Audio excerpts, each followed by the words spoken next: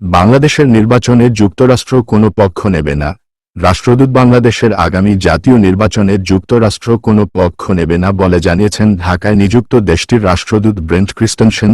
তিনি বলেন, নির্বাচনের ফলাফল সম্পূর্ণ বাংলাদেশের জনগণের সিদ্ধান্ত। জনগণ যে সরকার নির্বাচিত করবে তাদের সঙ্গেই কাজ করতে যুক্তরাষ্ট্র প্রস্তুত।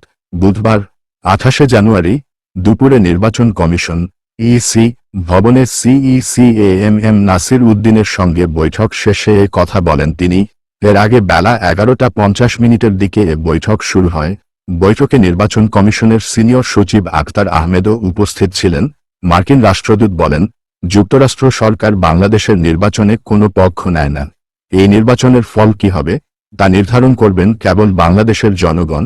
তিনি বলেন, বাংলাদেশের জনগণ যে সরকারকে নির্বাচিত করবে আমরা তাদের সঙ্গেই ভবিষ্যতে কাজ করতে প্রস্তুত। নির্বাচন প্রস্তুতি প্রসঙ্গে ব্রেন্ট ক্রিস্টেনসেন বলেন, অন্তর্বর্তী সরকার ও নির্বাচন কমিশন কিভাবে নির্বাচন আয়োজনের প্রস্তুতি নিচ্ছে সে বিষয়ে সিইসি তাকে বিস্তারিত অবহিত করেছেন। এ তথ্যগুলো নিয়ে তিনি সন্তুষ্ট বলেও জানান। তিনি বলেন, যুক্তরাষ্ট্রের সিনেটে তার নিশ্চিতকরণ শুনানির সময় থেকেই তিনি বাংলাদেশের আসন্ন নির্বাচন নিয়ে আগ্রহী ছিলেন। বলেন, আমি নির্বাচনের দিনটির দিকে তাকিয়ে আছি এবং এর ফলাফল দেখার অপেক্ষায় আছি।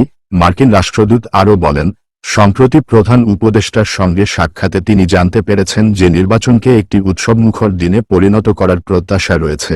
আমিও আশা করি এটি একটি উৎসবমুখর নির্বাচন হবে, যেখানে বাংলাদেশের জনগণ নির্বিঘ্নে তাদের মতামত প্রকাশ করতে পারবে।